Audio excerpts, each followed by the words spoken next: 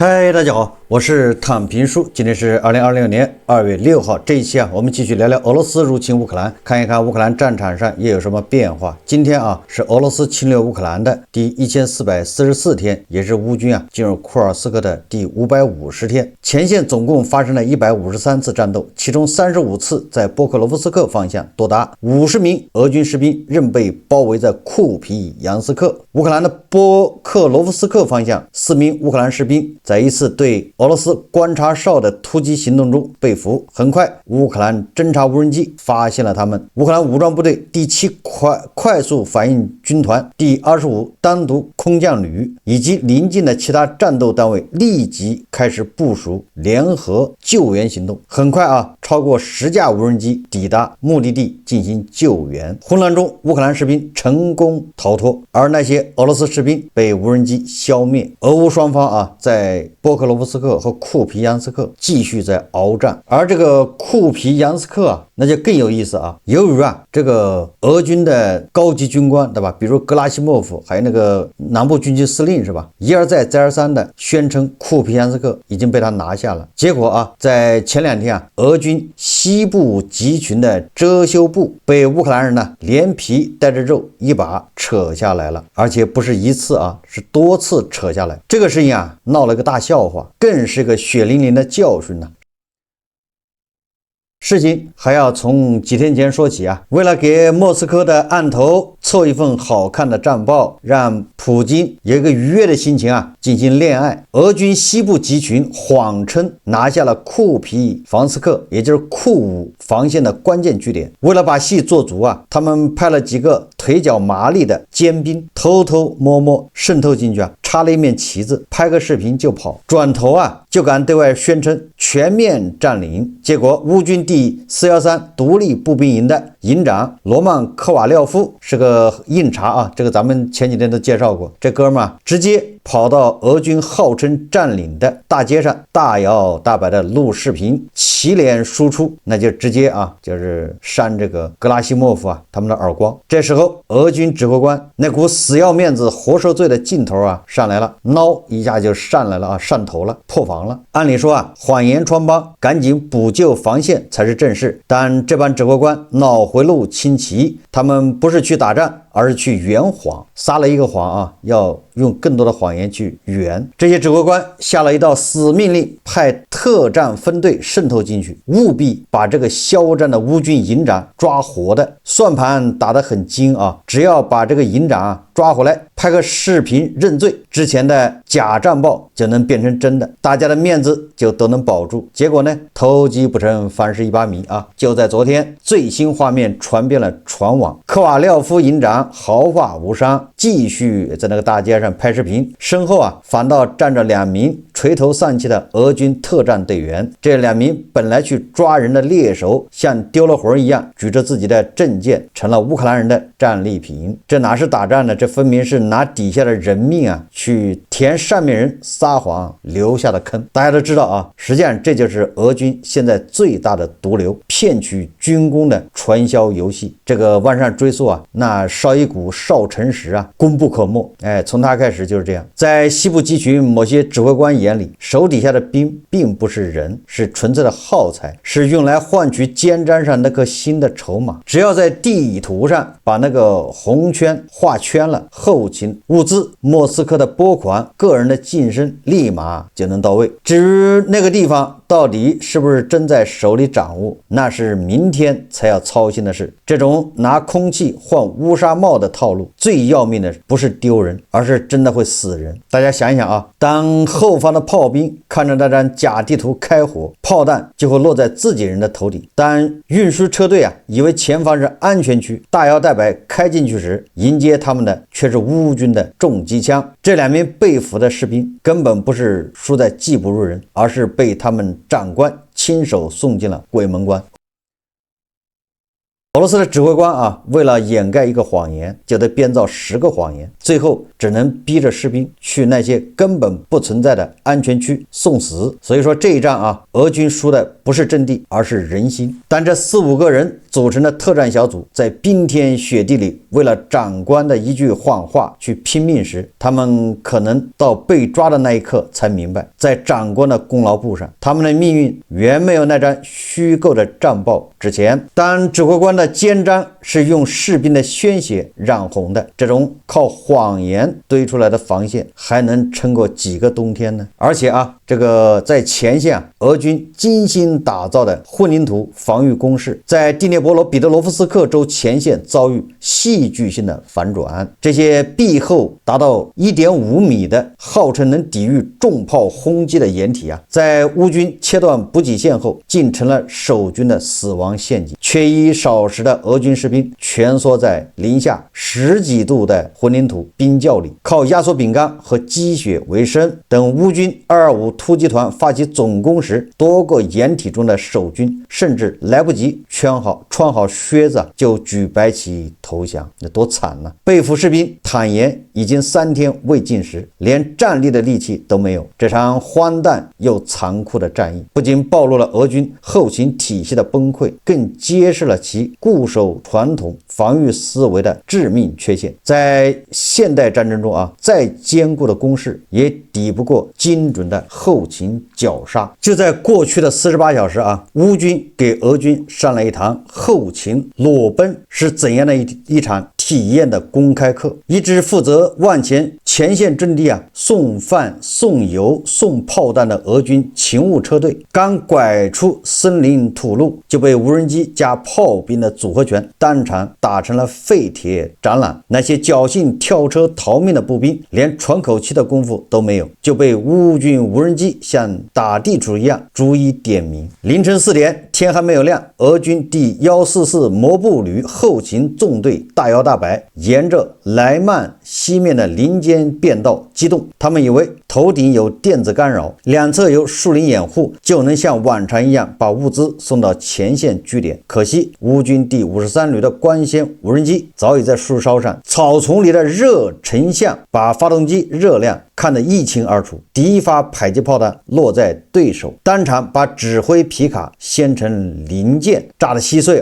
緊接着集束彈的覆蓋10幾輛烏拉爾卡車、油罐車、彈藥車瞬間化成煙花。迅暴的衝擊波把旁邊睡眼惺忪的步兵掀進了沟壑裡。更絕的是烏軍無人機操作手把鏡頭切成獵殺視角，2名俄軍士兵躲進灌木叢，剛掏出手機想呼叫救援，就被一發溫壓彈連人帶樹一起端掉。俄軍為何敢在烏軍炮火覆蓋區搞單車流補給？答案很簡單他們已經沒有成建制的後勤營，只能讓戰鬥旅自己湊卡車湊司機，甚至把民用面包車噴成迷彩色湊數。第二，烏軍為何打得這麼準？別忘了過去2周西方新一輪援助已經到站，法國的錘子航空炸彈，美國的反輻射導彈，丹麥的掃雷基金，外加星鏈終端的升級，烏軍無人機圖傳延遲直接從2秒降到了 0.3秒，指哪兒打哪兒成了日常操作。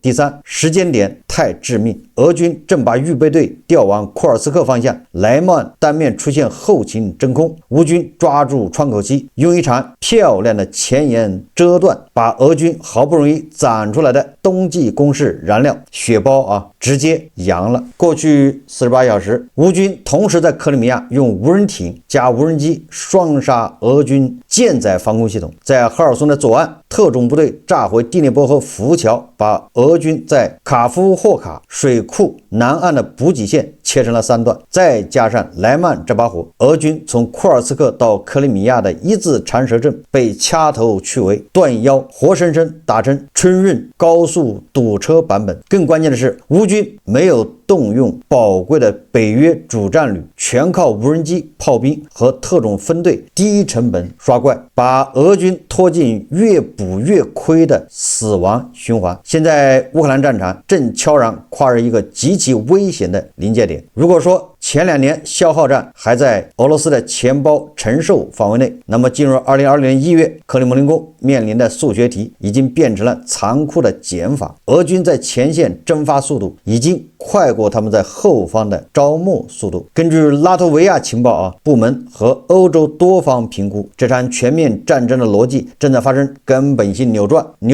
長期以來，普京維持戰爭的秘訣是高薪加重賞。莫斯科給新兵開出了月薪和簽約獎金，甚至能讓西伯利亞偏遠地區的家庭瞬間脫貧。這套金錢換人力的模式此前運作不錯，每月能穩定招募3萬至4萬名合同兵，但現在的麻煩是死亡率激增。隨着烏克蘭無人機戰術的爆發式升級，俄軍的死傷比例正在失衡。以前受了傷還能送回去治，現在無人機盯着战壕补刀，幸存伤员比例大幅下降，阵亡人数直線上升。澤连斯基近期披露，俄軍每月損失陣亡及重傷已逼近 4.5 萬人，而招募上限仍卡在4萬人左右。可見俄羅斯的兵力正在枯竭。如果不发动新一輪波及全國的強制動員，克里姆林宮很難維持現有的進攻強度。為什麼俄軍的損失會突然失控？拉脫維亞情報部門給出了一個驚人的數據，前線70%至80%的傷亡是由無人機造成的。現在烏克蘭的戰場早已不是大炮對轟的時代，而是數百萬架穿越式無人機的獵殺場，無死角屠殺。俄軍尚未找到大規模、低成本且有效的電子戰對抗手段，那些昂貴的坦克和步兵戰車在幾百美金的無人機面前就像是鐵皮罐頭。以前傷員撤離靠救護車，現在救護車剛露頭就被無人機盯上。這種精準獵殺導致大量本可以救活的俄軍士兵死在了撤離的路上。也就是說俄軍正在用2戰時代的攻堅模式硬刚烏克蘭的智能無人機集群。這個臨界點的到來直接影響了莫斯科在談判桌上的地氣。澤連斯基昨天他接受記者採訪的時候說自俄羅斯全面入侵以來，已有55000名烏克蘭士兵喪生。澤連斯基在接受法國媒體《世界報》採訪時透露了不少消息。他說自俄羅斯全面入侵以來，已有55000名烏克蘭士兵喪生。他說美國總統特朗普希望通過妥協結束戰爭，但在烏克蘭主權問題上沒有妥協的餘地。俄羅斯至少需要2年時間才能佔領整個頓巴斯。澤連斯基說但俄羅斯堅持不了那麼久，要征服烏克蘭東部，俄羅斯還要付出80萬具屍體的代價，這些屍體都是他們士兵的，這至少需要2年時間，而且進展極其緩慢。依我看，俄羅斯堅持不了那麼久。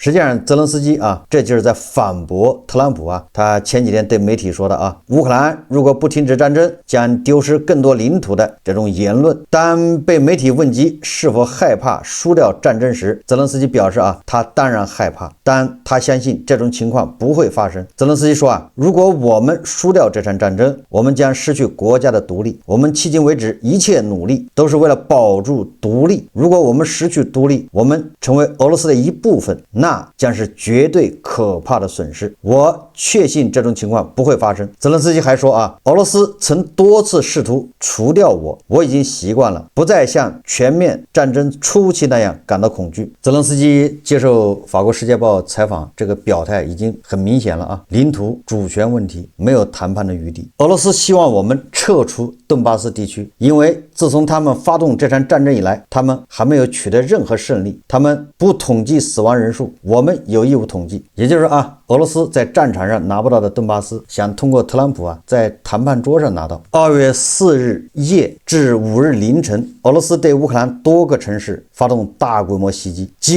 基輔州、哈爾科夫、蘇梅均遭到了俄軍的導彈和無人機的打擊。烏軍防空部隊擊落來襲的俄軍183架沙赫德無人機中的156架，攔截2枚伊斯坎德爾導彈。我們再看看外交以及國際援助烏克蘭國防部稱朝鮮軍隊正在炮擊我國邊境地區。2020年1月，駐紮在俄羅斯庫爾斯克州的朝鮮部隊頻繁襲擊烏克蘭邊境地區，他們動用了管狀炮和多管火箭炮系統，還開展了空中偵察和炮兵偵察活動，並對平民目標實施精準打擊。那這個相比之下這個歐盟確實軟弱太多了。烏克蘭國防部宣布已與美國軍火商雷神公司就加速交付愛國者導彈進行磋商，雙方還討論了深化工業合作以及加強防空系統維護，以提升對烏克蘭城市和關鍵基礎設施的保護能力。國際合作夥伴已向烏克蘭交付總容量超過145兆瓦的電網設備，這批物資包括來自歐盟、意大利、德國、波蘭、法國及聯合國兒童基金會的發電機、鍋爐和熱電聯產機組。一方有難八方支援。歐盟委員會4日發布公報稱，歐盟各成員國當天就向烏克蘭提供900億歐元援助貸款計劃細節達成一致。公報稱歐盟各成員國駐歐盟代表當天在布魯塞爾舉行了閉門會議。在這次會議上，與會代表就歐盟委員會此前提出的一項援助計劃進行了討論。該計劃準備在2026至2027年向烏克蘭提供900億歐元援助貸款。經討論之後，與會代表就向烏援助貸款計劃細節達成了一致。也就是說給烏克蘭援助900億歐元，這個已經落聽了。600億歐元將用於軍事援助，300億歐元將用於一般預算支持，而貸款利息將由歐盟預算支付，也就是對烏克蘭來說這是免費的，免息。什麼時候還呢？等到俄羅斯進行戰爭賠償的時候再還。在貸款框架內，武器採購主要從烏克蘭和歐盟制造商進行，也就是这個600億不是用來採購武器嗎？軍事援助嗎？那這個600億你主要花在歐盟還有烏克蘭這個國防企業，跟他們採購武器。這裡面實際上就是涉及這個，比如說加拿大，比如說這個英國，他們不是歐盟的。那麼如果這個歐盟不能提供，或者是這個產量跟不上，有緊急需要，才可以從其他國家採購。英國和其他幾個國家可能會根據歐盟貸款加入向烏克蘭提供武器，以換取財政捐助。歐盟一共是27個國家除了斯洛伐克、匈牙利和捷克，其他24個國家都提供了貸款。澤連斯基發表了感謝他說：“我感謝歐盟理事會今天的決定，向烏克蘭提供900億財政援助的法律框架已經獲得批准。我們也期待所有後續步驟盡快落實，因為這些資金是我們財政安全保障。兵馬未動，糧草先行總之烏克蘭的這個900億歐元的資金，對吧，已經有着落了。彭博社說制裁陷入停滯，美國已準備好對俄羅斯實施新的制裁措施，但並不急於執行。在華盛頓，該方案已擺上桌面，但尚未就其執行做出政治決定。與此同時，歐盟正在準備另一項制裁方案，計劃在本月底與戰爭爆發4周年紀念日同時實施。與此同時，歐洲正在加強對俄羅斯影子艦隊的制裁措施。然而，歐洲官員也承認，這些措施更像是緩慢扎破輪胎，而非以牙還牙。實際上就是按照我們常說的叫溫水煮青蛙，或者叫什麼這個壓垮俄羅斯的這個稻草，你也不知道是哪一根，反正它一天加一根一天加2根，就這麼慢慢加，什麼時候垮不知道。歐洲人叫緩慢扎破輪胎，慢撒氣，這叫慢撒氣有一位這個2022年的和平獎得主他是烏克蘭裔人美國籍應該是，他向美國總統特朗普提出了一個疑問，他這個疑問非常有意思他說：“我是烏克蘭和平獎獲得者，我有個問題。”他叫馬特維丘克，他說為什麼特朗普執政的這一年談判是自全面侵略以來烏克蘭平民傷亡最慘重的一年，死亡和受傷人數比上一年增加了31%？為什麼普京在拜登執政期間沒有對民用基礎設施發出如此殘酷的襲擊？特朗普稱拜登是軟蛋，但普京卻徹底摧毀了和平的城市，無視強大的特朗普。這位和平獎得主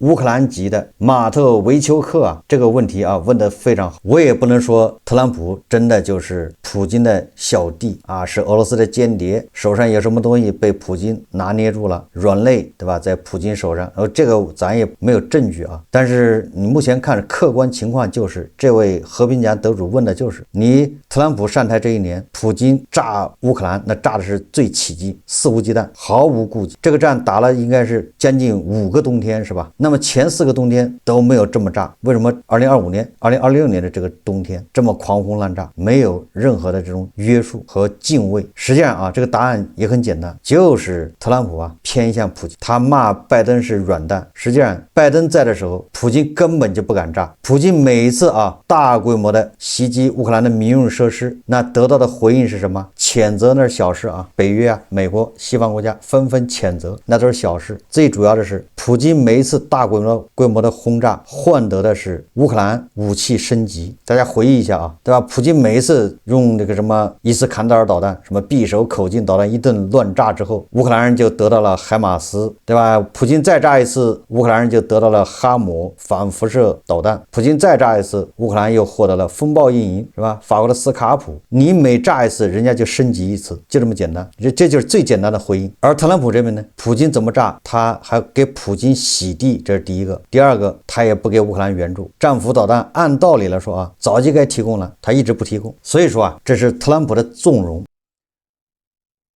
所以在特朗普主持下，烏克蘭和俄羅斯的和談談不出什麼東西，他无非就是壓這個澤連斯基投降，而澤連斯基是肯定不會投降，哪怕辭職他也不投降。這次在阿布扎比的這個會談雙方就這個交換戰俘達成了一致，又要換300多個戰俘，其他的啥也沒談成，雞同鴨講。這個澤連斯基說普京不懼怕歐洲，而是懼怕特朗普，如果特朗普知悉，就可以不必接受俄羅斯的所有條件。慶幸的是，特朗普知道他可以通過經濟制裁和援烏武器來對普京施壓。澤連斯基也是沒辦法把希望寄托在特朗普身上。實際上他知道特朗普是不會施壓普京的，打鐵還需自身硬。所以說這個傳言特朗普通過跟俄羅斯的這個會談，私人對吧，就是特朗普的密友那些商人已經開始跟俄羅斯在談合作了。據說數十億美元的商業合作，也就是說特朗普在這個事情上面，俄烏會談這個上面，特朗普是有私心的，想謀利。考慮到這一點，法國總統馬克龍決定直接跟普京會談對話，就是不要這個中間商。路透社報道說巴黎正與莫斯科進行最幕後對話，馬克龍顧問到訪克里姆林宮，法國總統的外交顧問叫博納昨日訪問了莫斯科，並與俄羅斯官員進行了會談。消息人士稱博納會見了克里姆林宮的代表，對話的關鍵主要是烏克蘭以及相關問題。法國的盟友已事先被告知此項倡議。據他們所述，博納與弗拉基米爾·普京的高級顧問烏沙科夫舉行了會談。實際上這個會談很有意義有必要。也就是說俄羅斯和歐洲之間直接溝通，繞過特朗普這個中間商，免得被特朗普欺上瞞下給賣了就這意思烏克蘭的真相報援引烏軍方官員的話說2026年至2027年間，戰爭不會結束或停戰，人們對真正的談判也不抱希望，而且俄羅斯不會僅限於佔領頓涅茨克地區，大家心裡都有數最後我們再看一篇這個應該是一個媒體的評論文章，說4年的特別軍事行動，俄羅斯輸掉了國際地位、軍事威望、經濟、未來科技希望，甚至地緣安全。近日，法國外長巴羅他給俄羅斯下了定論，做了結論，那是一語中的這個法國外長巴羅說俄羅斯必須認輸，特別軍事行動已經徹底失敗。我們如果站在上帝的視角來俯瞰這場戰爭，宛如一場俄羅斯自導自演的災難大片，結局只剩滿目的瘡痍。第一個潰敗是政治潰敗，國際地位跌出了第一梯隊，淪為了全球的孤狼。曾經標榜世界一級的俄羅斯，如今呢在國際舞台上是声名扫地。联合國大多数大会多次投票谴責其軍事行動，西方集體抵制， G20 峰會更成為了缺席者，國際組織的話語權近乎歸零。更加諷刺的是，連傳統盟友中亞5國白俄羅斯都開始離心離德，哈薩克斯坦公開反對俄語霸權，中亞轉向中國主導的一帶一路，俄羅斯的國際政治地位已經從棋手淪為了棄子。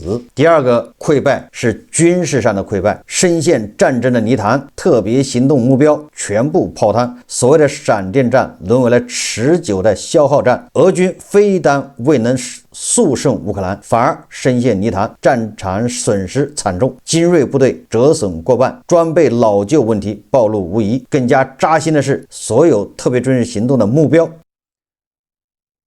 比如說去軍事化、去納粹化、建立緩衝區是個個落空。烏克蘭非但未屈服，反而在西方的援助之下，可以说越戰越勇，越打越強。俄軍的推進那是舉步维艱，甚至曾被反推至邊境。軍事上的挫敗徹底擊碎了俄羅斯軍事強國的神話。第三個是外交上的潰敗，全球孤立無援，朋友圈只剩寥寥數國。西方的制裁是層層加碼，俄羅斯被踢出了國際貨幣金融支付体系，就是 SWIFT 制。曾經的外交官全球遭到驅逐，昔日盟友是紛紛劃清界限。印度今年減少了能源的採購，土耳其現在是左右逢源，塞尔維亞在壓力下妥協。如今俄羅斯的外交只剩鐵杆盟友朝鮮、白俄羅斯以及被制裁牢牢綁定的伊朗，這種孤立堪稱冷戰後最嚴重的一次。第四個就是經濟上的潰敗，發展是近乎停止，陷入了制裁陷阱。西方的制裁如絞索般勒住了俄羅斯的經濟咽喉，關鍵是